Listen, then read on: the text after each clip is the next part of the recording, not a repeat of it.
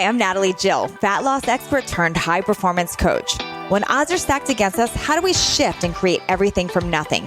How do we level up when we aren't feeling it yet or we've had a big setback?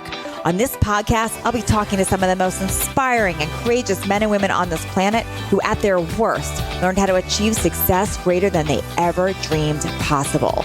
Leveling up and creating everything from nothing. Samantha Skelly, well, she used to starve herself. She associated any food with weight gain, and she suffered from body dysmorphia. She was a childhood actress, a stunt double, and a dancer, and that pressure for her to look a certain way, well, that wreaked havoc on her confidence and her health. Today, Samantha is a seven-figure entrepreneur, sought-after international speaker, best-selling author, and wellness coach expert. And she founded both Hungry for Happiness and PAUSE Breathwork.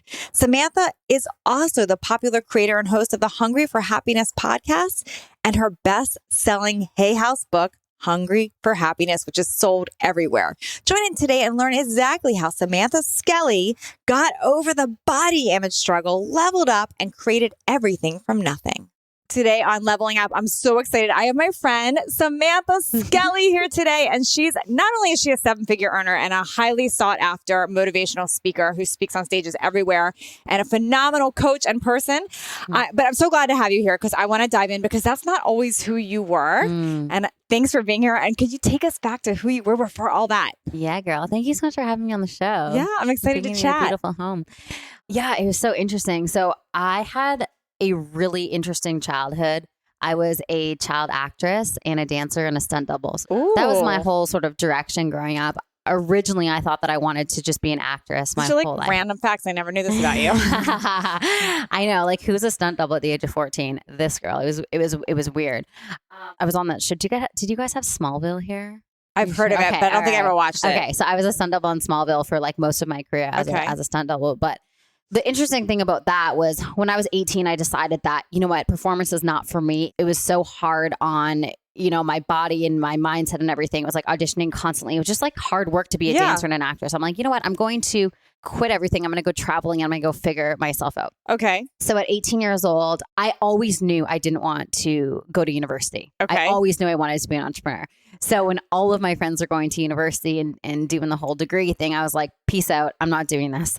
So I ended up going to Australia and I started traveling. I told my parents. Why Australia? I don't know. I just like thought it was like a dream that I had that me and my girlfriend went to Australia. And I called her. I'm like, Maria, I had this dream that we went to Australia. Do you want to go traveling for a year and go there? And she's like, sounds good. And so the deal that I made with my parents was I'm not going to go to university, but I'm going to create my education through traveling. So I traveled 33 countries in 4 years and just learned learned so much. But during that time, I was 18 years old and I was so terrified of gaining a single pound. Why was that? Because I was just so insecure with my body image and with everything. And being a dancer, there was so much pressure on my body image. And so at the age of 18, I went on my first ever diet, which was the cabbage soup diet. Have you ever done it? I cannot. I didn't know people actually really did that. Oh my God, girl. I had this moment where I'm like, I have to start dieting because I'm not dancing and I'm not acting and I'm not exercising and I am traveling. I'm going to gain 300 pounds and whatever. So I started my first ever diet, which was the cabbage soup diet. And I just ate cabbage soup until I turned into super friggin' cabbage. But that was the start of this 4-year period that I called my diet depression time, where I was on over 50 super restrictive diets in less than 4 years. Whoa. I ended up in the hospital multiple times because I was just starving myself. I didn't know how to eat like a normal person. I was so disconnected from my body. I hated my body. I was the same size I am now, and I thought I was 300 pounds. You know, the level of body dysmorphia that I had was just like through the roof. Like I would look in the mirror and think that I was literally obese when I was the same size. Like, did people tell you that something was wrong? Did anyone speak up to you? But did you know deep down anything was wrong? Oh my gosh. Yeah, but I was in such denial. Like I knew that I was waking up every single morning in a battle with food, in a battle with my body, in a battle with everything. But I couldn't admit it to myself. And I was really good at pretending to be happy. Yeah. You know? For people not knowing this for themselves, like for people, because I know a lot of people have struggled with weight, but a lot of people are also not anorexic or go to that extreme. or don't know the whole body dysmorphia thing, like what do you think sets that apart in people? Like, what do you know about that now? Like, do you think that, why do some people go to that extreme? Like for me, for instance, I don't think I could just eat cabbage soup. I would freak out. Like, I need my food. I want food. Yeah. How does that get to that? Like, how do you even survive too when you don't actually eat nutrients? Right. It's when you value your body image over your mental health, right? I talk to so many women who struggle with eating disorders and bulimia and anorexia and binge eating and everything. And they're in that like diet binge cycle where they are restricting so heavily and then they binge eat because that's just a natural reaction to deprivation. And they stay stuck in that cycle until they value their mental health over their body image. Got it. And that takes, I would imagine, either an intervention from somebody totally. Or for them just to get sick of their own crap. Yeah. Can I swear on the show? Yes, you can definitely swear. They get sick of their own shit. They get to a place where they're like, I can't stand hating myself every single day. I can't stand this anymore. You know what's interesting, Samantha, as you're saying, Manna, because I deal with a lot of people in fat loss, right? Yeah. So the opposite. So almost it's the same driving thing though. Like you talk to somebody that's really overweight and they'll say that they feel like they hate themselves. So it's like the both extremes go to that. Totally. Yeah. And it's interesting because a lot, like potentially a larger woman would look at a smaller girl and go, how can you hate your body? You're 120 pounds, 130 pounds. But the mind is so distorted that your mind literally convinces yourself that you're obese when you're not. Now, do you think being in the fame childhood, like that had a lot to do with what created this? I think so on a very subconscious level, right? Because there's a lot of rejection. There's a lot of, I was a dancer. I was a ballerina, right? And so I looked at all the ballerinas that I looked up to and they're all, so small. And so that definitely graceful. So there was like something attached beauty wise to that. Exactly. Whoa. So yeah, there was definitely some messaging there. But the interesting thing was I didn't struggle with food at all until after 18. Okay. It was from 18 to about 23 where I probably 80% of my mental capacity was spent wondering what I'm going to eat, when I'm going to work out. I would eat something and then immediately plan my workout. I would go into like a deficit where I'd work out for 3 hours in the morning so that I could go and eat. Everything was calculated and measured and managed. And there was such an incredible amount of guilt and shame if I had overeaten in the day. I would like stay up in my bedroom and do crunches until I was blue in the face. Oh, wow. To burn it off. And it was very transactional and all consuming, I would imagine. Completely. And here's the interesting thing. During that time, I was living in London, in England, and I had started my first company, which was a personal training company. So there I was training people how to be healthy. And then behind closed doors, I was so out of alignment because I couldn't figure it out. So you weren't being authentic then. I was not being authentic and I was eating. And so not only was that driving me into insanity, like the actual obsession, but then knowing that I was in this position where I was trying to help people with their health and wellness and I was struggling myself. So I felt like a complete fraud. So when was the turning point? How did you get to rock bottom? And then when did you know that was the turning point? So I can remember this day so clearly. I was living in London. I had fallen in love with this British boy in Australia. And I was like, I'm going to move to London and marry him. So that's what I did. And so I moved there. We ended up breaking up, but I stayed there because I just loved the city. But I got to this place where I can remember being in my bathroom and I would weigh myself probably 40 times a day. Oh my gosh. Anytime I took a shit, I would weigh myself. Exactly. In 5 minutes. Yeah. And I can remember being in the bathroom, just sitting on the bathroom floor, just looking at Instagram models or whatever it was. And I got a text from my girlfriend and she's like, let's go for a walk. And I'm like, okay, cool. So I grab my stuff and I go for a walk. And she was like, I want you to know, I know how badly you're struggling and it's okay. Wow. You just need to admit it to yourself and be real so you can change. Ooh, what in you did she see? Because you weren't telling people what was happening. I wasn't telling people, but I socially isolated myself. So she'd be like, let's go to this Italian restaurant. I'm like, no, I'm good. Because I didn't want to the overeat. Bread and olive oil. Totally. Yeah. 100%. Today I'm like, give me more. But that would freak me out. So even though I'm a very social person, I was afraid of overeating. So I just wouldn't engage in those sorts of activities. And so it was so all consuming and everything I did revolved around this obsession. And so she was close to me at the time. And so she just called me out and I was like, you're right. I'm like, I'm struggling so much with this. Good for her. That like, I got to interject here because so many people are scared to like actually confront somebody with and be an interruption. Yeah. Or take a stand for them. Totally. And what they do is gossip instead. Yeah, exactly. And good for that person. Like that was a real friend. Absolutely. Yeah. 100%. 100%. And I'm so grateful to her for this day because it was that moment where I'm like, she's so right. And I need to do something about this. So, even though you probably are mad at her, I would imagine. Like she found you out. Totally. I was triggered. I was like, oh, she found me out. But it was the greatest thing that ever happened to me. So I realized, and the timing was so perfect. So she called me out. A week later, I actually got deported from England because I overstayed my visa. Oh. Yeah, I had a 2-year visa and I was like, they won't find me. And they did. So I got deported from England. I moved back to Vancouver where I'm from.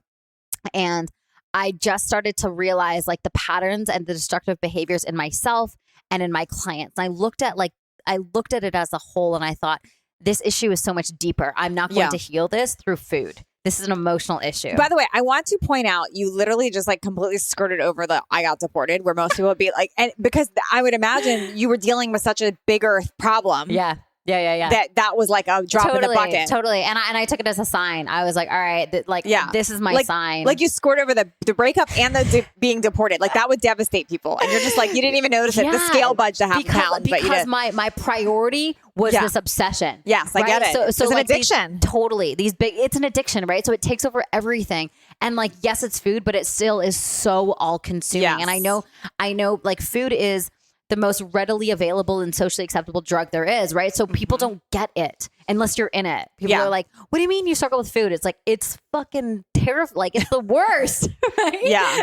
So anyway, so I get back to Vancouver and I'm like, okay, I have this issue. And I started Googling it and everything was like, track your calories, do this. And it was just making it worse because— Were you Googling anorexia or were you Googling— I was Googling, how do I stop using food as a drug? How do I stop restricting? Oh, got it. How do I learn to love myself? And everything was very, all the strategies were very external. So it was like, get a calorie counting app or get a food journal. I'm like, this is making it worse. Because I find, and I don't know, I don't know you well enough to know this, but I think I find a correlation between people on the extreme, the thin side of the obsession, the anorexia, they tend to be a high level of control and perfection. So then when you start counting calories and being meticulous about it and the scale, all the number stuff makes you more so, I would imagine. Yeah. 100%. It was driving my need for control, my perfectionism, my need to have everything accurate and perfect. It was making that worse. And I'm wondering, did people compliment you on your ability to be perfection and see, so that's another thing that comes up because you're almost getting rewarded from society because you're so meticulous and perfect and tiny, right? Yeah. You're so dedicated. You're so committed. You're so this. And on the outside, I looked like that. Yes. But on the inside, I was like, this is horrible. Gosh, that's really, that's a big awareness for people listening to hear that too, because, I really am a fan of not actually commenting on people's weight because you really never know what they're struggling with. Honestly, you just never know. I have friends who I know because I'm close with them who have severe body image issues and they have beautiful bodies. Why'd you got to call me out like that? I'm just kidding. No, she told me before the show. But you're right though. A lot of people have it. 100%. Yeah.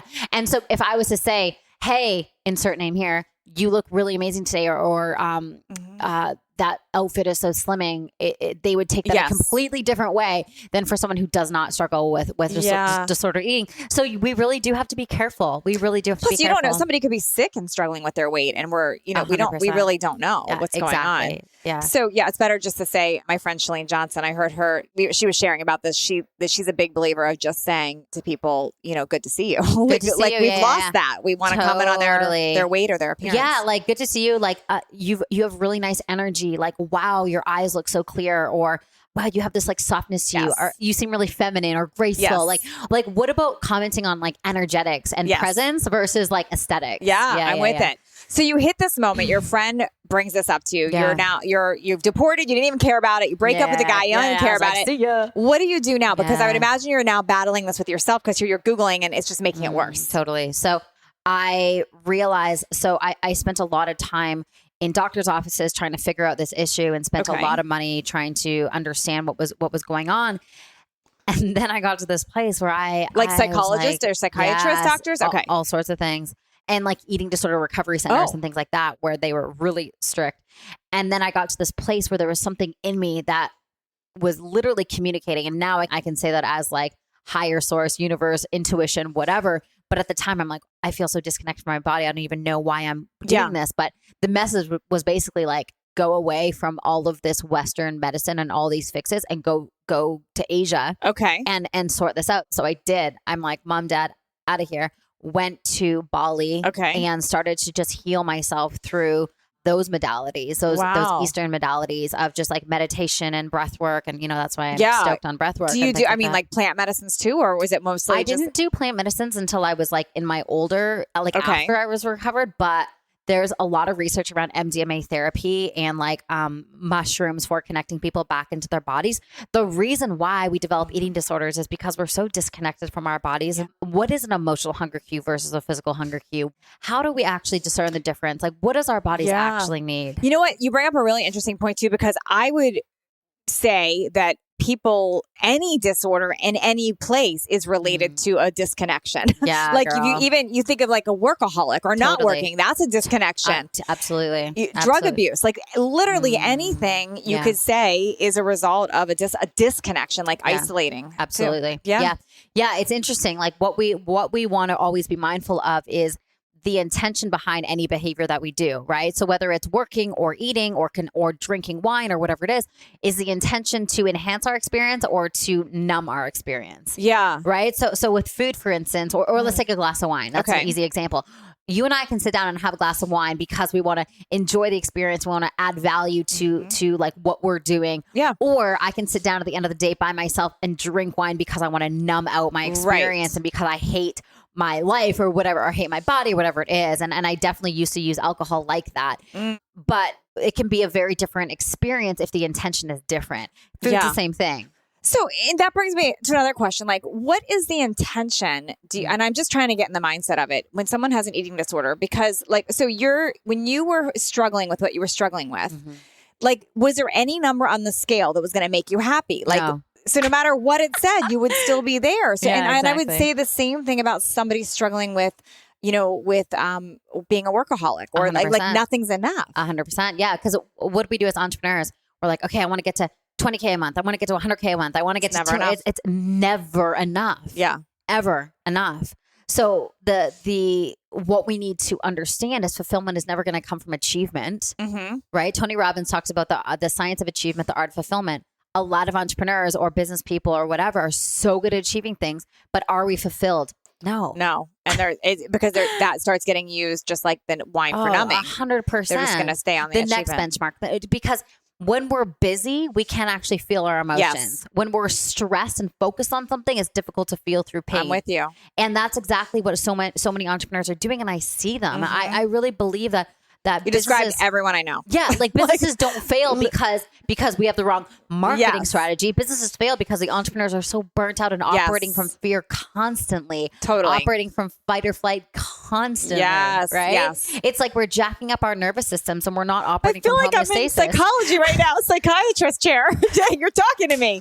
Yeah, this is it's so true though. It's so true. It's like we're in overdrive constantly. Like we just need to chill out, Yeah. So you go to Bali, which I've never been to Bali, but I just heard it. We should go. I've just heard it's an experience and that you get whatever you need there. Yeah, you do. So you feel that you got on this path there because you were away from here? Like what was it the meditation and the breath work? Was it being away from here? What do you think you would put that? Yeah, I think there was a few like pivotal things, and I would say there's 3. Number 1, I began to just witness people who were like healing and transforming, not through using external things, right? So in today's world, we're so used to transformation through consumption, right? I'm going to read a shitload of books and I'm going to do this. I'm going to do this course and I'm going to do this seminar. I'm going to do, and there's a lot of things that we're doing and there's not a lot of being. And transformation happens when we're being, Absolutely, right? When we're still, when there's space, when we're feeling. And that's truly when transformation happens. And so when we're so busy trying to get somewhere, we're missing the point. So that's the first one. Okay. The second thing is I discovered breathwork, which I know you and I chatted about the other night when we were at our friend's house. And breathwork for me was the biggest catalyst that got me into my body. Now, was that hard for you to start that? Because I know there's people listening that know they're supposed to meditate, they're supposed to do breath work, but they don't. Was it a challenge to start that? Well, it was a total accident to start it, to be honest. So I went to this meditation class and I thought it started at 2, anyway, I was late and I missed it. And I was like, what else is available right now? Yeah. So I look on this like community board and it said breath work. And I'm like, I was thinking breath work just like for relaxation, like in through the nose, out through the mouth. That's what I was thinking. Right. But so there's two types of breath work. There's that relaxation breath work that we can do throughout the day. But then there's breath work for transformation, which is using the breath to actually unlock energy and emotion in the body to heal it. And so that's what I was getting into, but I didn't know at the time. So I go into this class and we start this like breathing pattern that is fairly intense. And within 10 minutes, I feel like I'm on mushrooms. I feel like I'm in this like psychedelic state and I am feeling everything. And for someone who's been numb to their body for, at that time, I was like 24 or something, for 24 years, it was just like the most profound experience I've ever experienced. Yeah. I could feel my self-love. I could feel my heart. I could feel all these things. It was so interesting. It's such a total divine intervention too, if you think about it. Like you weren't even looking for that and it accidentally happened. Exactly. That's amazing. Yeah. So that was profound. And so that would be the second thing of just viscerally feeling sensations in my body. Cause I normally would either feel completely numb or anxious. Like those were like the two things I would feel most days. So it sort of like unlocked myself to this whole other world of emotion. Okay. And so I started to research breath work, and now I'm obviously obsessed with it and have a breathwork company, but I was obsessed with it when I first started working with it. And then I healed myself. I healed my eating disorder through breath work and through meditation and through just like energetic work versus, calorie counting. And is this because I want to just kind of connect the dots on this. Yeah. Is this because when you do breath work or meditation, it's like you're seeing through a different lens now? Like, is that what, like, does it take you out of the conscious into? Yeah. Two things. So definitely with breath work, especially this style of breath work that I'm talking about, you are completely out of your head. So what's happening right now? We need to try this later because I need to be curious. It's incredible. I'm curious. You can't get completely out of your head. So normally when people try and feel better or change their mindset, they think too hard about how to feel better. That's what I do. Right? Yeah. So you have all this knowledge, like you're super intelligent. So you have all this knowledge of like, all right, I'm supposed to do this and I'm supposed to do this. It's like we're thinking too much. Like, what's the system? Yeah, we want the plan. Give me the 3, 2, 1. Right? So it's with breath work and meditation, it's not that. It's just releasing the mind. Because honestly, I say this all the time, but I'm so much smarter when I don't use my mind. I'm so much smarter when I'm in my body. And I am with you because I will also, for anyone listening that's not into breath work yet or meditation or any of that, because that was me for sure. Yeah. The way how I'll relate it, I'm assuming, is like just even when I'm focusing on somebody else or something outside of me, like that freedom or that flow I get in. Totally. And I think that has a lot to do with it because you separated your mind. I know it's different things, but you separated out of your own head and your own issues and whatever. Absolutely. Just think about like how we feel when we help someone. Yes. Or we write someone a thank you card, or we send them a text, or we're choosing to feel grateful for something. So yeah, it's a beautiful thing. So we don't think about it. We just get into our bodies, and then we can tap into the intelligence of our body and the wisdom of our body. And I understand for people listening to this, they're probably like, I don't get it. Yeah. And the feedback that I get so often from people who do breath work is like, I never knew my body could do that. Yeah. And neither did I. I was so numbed out. Like I was so checked out. I was so numbed out. I was trying to think my way out of my eating disorder like for so long. And it finally gave me a tool to feel my way out of it. Gosh, now I definitely have to try it. I got all kinds of disorders I want to solve. Yeah, so I'm going to be on it. Okay, so you fixed this eating disorder. Yeah. Now, what I would imagine though, like it's always kind of probably with you. Like do you get scared of that coming back or like? So here's my story around that. My eating disorder never went away, but I changed my relationship to it. So it never affects my behavior. Okay. So you're not triggered by food or a scale or anything now. That's awesome. No, because I know it's there and I know it exists and I know how to speak to it and I know what I need to do when I hear it, if that makes sense. Yeah. Yeah. So, it's almost like the trigger's still there, but you know how to like shift it. Right now it's data for me. So if my mind is like, oh, you need to go to the gym twice today or whatever, if that is there, then all that's telling me is like, there's something in my self-care practice that I'm not doing, or there's something in my body that I'm ignoring. There's another layer that I need to get to energetically and emotionally that I'm ignoring. So let me slow down and figure out what that is. Oh, that's a great self-awareness. So how do you go from that to like what you're doing now? Because I get the breathwork part, but you're doing so much more than breathwork right now. Like how does that even evolve and happen? So I got back to Vancouver and I sort of looked at the world and I went, wow, like we are really putting Band-Aids on bullet wounds when it comes to eating disorders. I was a fitness competitor for a long time, and I was a fitness competitor because I was masking my eating disorder. And I think a lot of fitness competitors are, I have this conversation a lot, and I think there may be 2% of like everybody who does it for like the quote unquote sport of it. Yeah. I don't know how it's a sport, but whatever. It's like a way to be exceptional, to focus on perfection. It's just another, it was like the perfect thing for my eating disorder. I had to work really hard for my worth. I had to be validated. I had to be judged. Like it was like, it fit the box for my eating disorder and my addiction to perfectionism to a T. Anyone I personally know that was a competitor shares that same thing. Yeah. It's so crazy. It's such a mess up industry. I wish it would just go away, honestly. Wow. So I got back to Vancouver and I was like, I need to help people who are struggling with food in their body, who have these emotional issues, because they're putting Band-Aids on bullet wounds with restrictive dieting and over-exercising and all of this crap. Yeah. And really, it's so much deeper.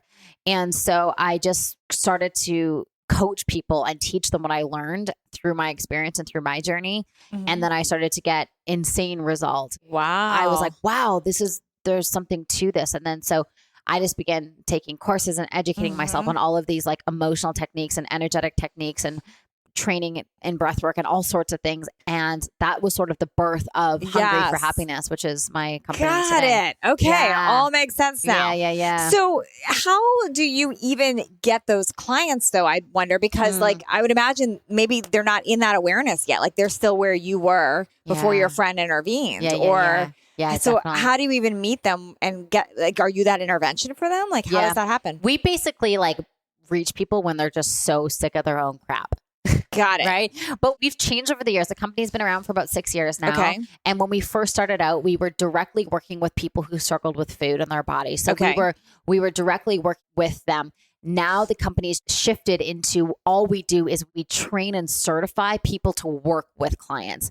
So, health coaches, wellness coaches, personal trainers, nutritionists, or even if you want to do this work in the world, our academy certifies people and takes them through the process. And it's my gosh. Okay. It's so fun. So I didn't even know this existed for people. So if someone's listening and they're a health coach and they want to learn how to serve that, you have that. That's all we do. That's all we do. That's amazing. That's our secret sauce. So what tends to happen a lot is a woman will have an eating disorder. She'll go to an IIN or some sort of nutrition school and she'll be like, I want to help people with food because she's overcome her eating disorder, whatever it is. Then she'll start working with people and go, oh my God, it's so much more than just the food. Yes. And the Hungry for Happiness certification gives them the tools and the framework of how to actually emotionally help them on So do you help with mindset too? Totally. Like mindset, emotions, energetics, breath work, the whole spirituality, just the whole. So do people actually get certified through you? Yeah. Wow. That's so cool. Yeah. So then they can become a certified Hungry for Happiness coach. Then they can start taking on people and coaching them with disordered eating and body image issues. So I love this story. I always tell people your pain one day can become your purpose if you're authentic about it. Because had you not faced it head on, it could have destroyed you. Oh, 100%. But now it's like fueling what you've developed and how you're helping so many others. Yeah. If only I knew that in the moment, you know? Like I don't know that anyone does though. If anyone listening is there, like I don't believe anyone knows while things are happening to them why they're happening. Right. And so I live by this philosophy now that I just believe so deeply that everything is happening for me in perfect timing. Everything. Like even like the smallest little things. Like today, like the internet at my house was just like completely shut off and I was like, what's going on? And I'm like, all right, this is happening for me. And having that mindset around life just like makes life really easy. Really? Yeah. I always say like I'm the laziest high achiever ever because I just want to hack things to make life really easy. But that's the way we should live, to be honest with you. Like we don't have to complicate it all. Exactly. And like my whole thing is like, I just want to have fun and I just want to play and I just want to like muck about and I don't want to be addicted to the struggle anymore because I did that for so long. Yeah. You know? And so like my whole thing is like hacking my way to happiness and how can I tap into my body to make life just easy and fun. That's so awesome. So when you speak now on stages, what are you typically speaking on? Yeah, it depends on the stage. 3 big things I talk on is conscious business. So how we can start businesses that are super aligned with like who we are and businesses that change the world. So I'm really into conscious capitalism and like making money so we can change the world. So that really excites me. The second thing I talk on is breath work, obviously. And then the third thing is this Hungry for Happiness mission, which is like helping the world who are overweight and overwhelmed. Gosh, such an incredible story. If people want to find you, where do they go? So I'm super active on Instagram. So you can come hang out with me at Samantha Skelly if you have any questions about anything I share. Skelly that rhymes with Kelly. Skelly that rhymes with Kelly. A lot of people call me Samantha Kelly, and I found out that that's actually a porn star. And I'm like, oh, you're like, and stop. She kind of looks like me. I'm like, oh man, I hope people don't go to her site and think I know that's the me. truth. Maybe it's you. That's how you made 7 figures. God, okay. If you're listening and you're excited about the mission and excited about wanting to be a coach in this area, just head on over to hungryforhappiness.com/Natalie Jill. Oh, cool. Yeah, there you go. Yes, that we will know you came from me. Yes, and let us know you listen to the show. Awesome. Well, I think this was super helpful on a lot of fronts. One, reminding people that they can turn their pain into purpose, but also knowing that some clue-ins to what somebody's struggling with when we're just viewing them going, they're too skinny or they're anorexic or whatever. I do have a question for you that I ask everybody, and I don't want to not ask you this. If somebody's listening right now and they're in their own personal rock bottom spot right now, so maybe it's an eating disorder. Maybe it's something different. Maybe it's a financial problem or the relationship breakdown. Maybe they're deported. Any of whatever their own personal rock bottom is. If you were to give them 3 pieces of advice on how they can start shifting out of that and leveling up, what would you tell them? Number 1, the biggest thing that's helped me during all of my rock bottoms, because there's been multiple, is changing my relationship to pain. Oh, huge one. What does that mean? So the feeling of like stress, anxiety, overwhelm, how can we just feel it more? And I know that sounds counterintuitive because we've been conditioned to push it away and to ignore it and to suppress it and to put food and drugs and sex and everything over top of it. But what if we were to eliminate all of our external numbing devices and just like feel it and just really go back to that thing I said of like, this is happening for me for some reason. I love that. And it could be the worst thing ever. Like this past year has been like, I had some like really gnarly life things happen. And I'm like, all right, this is happening for me. Like this is painful and this is happening for me. And it just gives us perspective. So that's the first thing, changing our relationship to pain. Okay.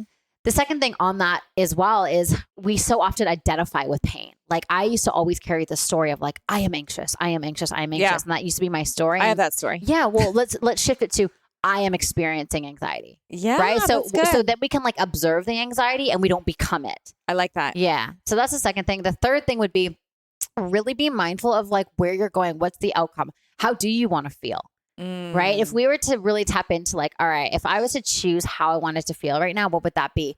Playful, excited, vibrant. All right. Well, who do I have to be to be that now, despite what's happening in the external world? Great question. Yeah. I love that. Especially because I'm a vision board, as you're looking at my vision board. I was like, there's vision things everywhere. Like that's because I believe that puts me in that frame of where I want to go, what I want to be. Absolutely. Yeah. You look at that and you get inspired, you get excited. Like most people have, Tony Robbins says that most people have a dirt road to happiness and a highway to hell, meaning we're so good at feeling crap. We are so good at it. We have a strategy. So what are your strategies for feeling amazing? And how can we double down on those to feel those energies more often? Oh, this is so good. Thank you so much for being here. Welcome. This was awesome. Yes, I'm welcome. Thanks for leveling up with us today. Please share this episode if you found it helpful so others can join in. And don't forget to hit that subscribe so you don't miss out on future shows. And if you would leave me a 5-star review, I appreciate those so much. I read all of them, and it's how I know that I'm giving you information that you find valuable. And come interact with me over on Instagram at NatalieJillFit. I read all the direct messages and comments over there. Make it a great day, creating everything from nothing.